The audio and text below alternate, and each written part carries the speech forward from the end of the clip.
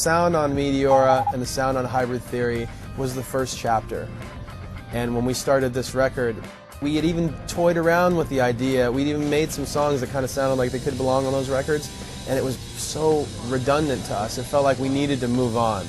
And so that's what we did, and it took, you know, well over a year to just sort through all the new ideas and try and get something that retained the personality of the band but was something entirely new and fresh that made us feel like this is, you know, something we can get excited about. It's just all new ground that we can try and cover and say what we want to say and play music that we want to play.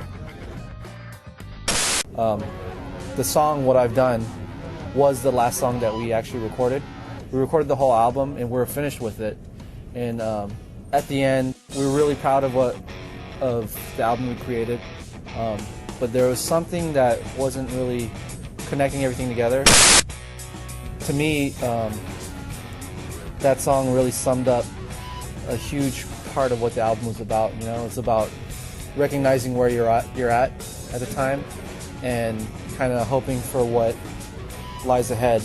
When it came time to do the video, I really wanted to focus on where we're at as people, and focus on the little picture and the big picture, but also give the viewer an opportunity to interpret their own thought of what it should be. You know, so I really didn't want to be preachy about anything. I just wanted to like throw out, this is what's going on, you know, like take notice or don't take notice. And if there's any tidbits of information that you can process for yourself, then that's great, and that's something that you should take with you. There are a lot of great things about working with Rick Rubin, though. Rick is just a legend. He's obviously he's just one of the most influential, important producers of our time, flat out. There's no question in my mind or most anybody's mind that that's the truth. When we got an opportunity to just take a meeting with this guy, the excitement level in the band was really high. And when we sat down with him, I think there was a potential there to be very nervous. But Rick is the type of guy that he just, like it's a Jedi mind trick, he just chills you out, and he just, you know, he asked us right away, he asked us a lot of questions. The first one being, what kind of record do you want to make? And we told him we wanted to do something that was pretty much completely different, that kept the personality of the band, but left all that other stuff, you know, where it was. It was great when we did it, we really enjoyed it when it happened, but it's time to do something fresh. On this record we went, you know, made it a point and went out of our way to get the blessing of all the guys on everything. We printed out lyrics and handed them to them. They went downstairs and picked everything apart and came back up to us with lyric sheets full of red pen and red markings. But getting over that, we realized, you know, they've really got some great points, and it pushed us to make this stuff even better. So in that, like everybody, I think everybody just felt invested, you know, and when you listen to the words, there's a lot of meaning in there.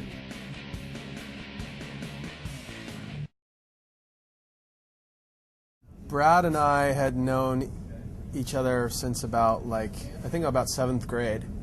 And we started, he actually played in a lot of bands that I used to go see. At the time I was just doing like hip-hop beats and production and rapping, so there wasn't really any interest for me to be in a band, you know. But then at a certain point, he and I and another friend of ours got together. We started this band called Zero. It was Xero. And you know, from there we just kind of started mixing all these different styles, and got, you know, we got a meeting with a label person from I guess it was Immortal at the time, who said, wow, I really love this stuff. You guys should keep working on it, put a band together, go play shows, you know, just get things started. We kind of, I mean, we had already had the intention of doing so, but that was one of those things that made us feel like, yeah, you know, we're on the right track. You know, people are interested. So we put the band together. I knew Joe from Art Center, where we went to college together. We were both in the illustration discipline at that college. Brad knew Phoenix from UCLA. Rob Borden, he went to a nearby high school. And then eventually we brought in Chester. We met him through a mutual friend. He was in bands in Arizona. And yeah, the rest is history. We changed the name from Zero to Hybrid Theory, and then from Hybrid Theory to Linkin Park when we were working on our first record. and decided to name that record Hybrid Theory. I remember we had practices all week because we had a really serious showcase for labels that Friday. I was turning in finals all week, and I had a major final on Saturday. So I pulled all-nighters at least half that week, came to the showcase, we worked our butts off, just played as hard as we could for all those people.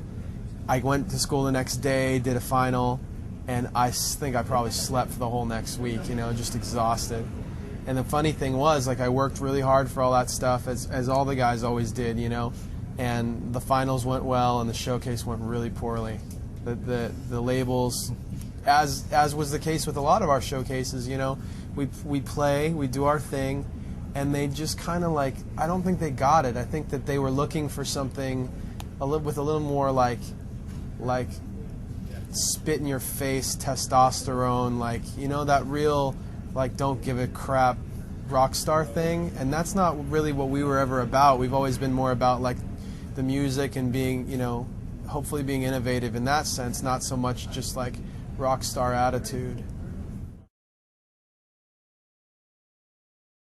I remember a time when we first got signed to Warner Brothers, and we wanted, in our style, it's just how we are, that we wanted to meet the people at Warner, not just be the band that is on the label and, everybody's just, it gets thrown on their desk and they work it. That's what happens in a lot of cases, if you can imagine. And we knew that was what would happen. So instead we decided to call a meeting with the entire label. Anybody who would come and say, hey, we're new at the label, we're your new neighbor, basically. Come on down to the main meeting room, and we're going to sit and introduce ourselves, and we'd like to meet you as well. In all seriousness, we came into that meeting saying, okay, we know we're going to be on a lot of your radar, a lot of your agendas coming up, to whatever degree of importance that may be. That's up to Warner Brothers. But here's how we treat our fans. Here's the kind of music we make. And if you're going to be on board, then we want you to really hear from us and see clearly how we want things done on our project. And I think that at a certain point, although it was funny sitting in a room with a bunch of 21-year-old kids, who are trying to tell them how to do their job to a certain degree, I think that in a lot of cases we got a lot of great feedback from that, saying, we're so glad to have a band that really cares about all this stuff, and they've got a good relationship with their fans, and they know how to treat the people that listen to their music. A common misconception about what a producer does is that they run the project. I mean, I guess that could be true in some cases, but it's really up to your band, for some bands, they kind of either don't know what to do, so they let other people do it, and that's fine. Totally respect when if your band has a place where they feel uncomfortable, they're in water that they haven't been in before, and you go let somebody else show you the way. That's great. For us, though, we had a very clear picture of what kind of record we wanted to make. And when anybody came in and said that they wanted to do otherwise, we shut them down. And it was very difficult as a new band to do that, because you're dealing with people from the label who have been there for 10 years, you're dealing with a producer who's made a bunch of records and you've never made one. So when somebody says, listen, we want, Mikey, we want you to rap less on this thing, we want you to play keyboard, or Brad, play guitar this way, Rob, play drums this way, etc. All that stuff, we had to basically just tell them, we are just simply not going to do that. And it's no disrespect to you guys, but this is the kind of record we're going to make. And we fought long and hard for that. And eventually, at the end of the day, everybody either let us have our way or saw eye to eye with us, and that's the record we made. I remember hearing One Step Closer, and hearing the instrumental version of One Step Closer for the first time, and really feeling the power and knowing that it'll be a great live song to play. I think that was a great moment in the recording process. I don't think we ever, at that time, we never thought in terms of these songs are going to be big, because we didn't know what big was. Big to us at the time was just to be able to get on a tour and play. Just have a record out at all. And maybe have a song on the radio, not even have it on the top 10 or whatever, but just to be on the radio, period, and build a fan following of 20,000 people. To us, like, that was, if we achieved that, then that was success. Right. And then our record came out first week and sold 42,000 copies, which was surprised all of us, you know. I think one of the coolest times for us was when we first heard a song on the radio, actually. That was like, I remember we were in Chester's hometown. We were in Arizona near Phoenix. And the radio station that he had grown up listening to his whole life, you know, they had played his, when he was in, you know, bands, garage bands, like young bands in that area, they'd played his stuff a little bit, and they played it quite a bit, actually. And he sold a lot of records over there. But that was just locked into, you know, Arizona and that area. And we started getting all these calls like, they're playing your song, they're playing One Step Closer like crazy. And we hadn't heard it on the radio yet, and all of a sudden we heard it. We were touring in an RV at the time, just a piece of crap. This thing was just, it was awful, and it was just us driving it too. Lugging our gear in and out of clubs, you know. His DJ rig was the size of a refrigerator, and we'd lift that thing up on stages every night. So we were exhausted, you know, just about to get into town to meet at Chester's dad's house and go to sleep, just tired. And it came out on the radio. One Step Closer came on. The DJ was, you could tell the DJ was really excited about it. Loved playing it. He said all these really nice things about it. He mentioned that Chester was from the area and everything, and said hi to him because he knew we were going to be in town for the, you know, the show.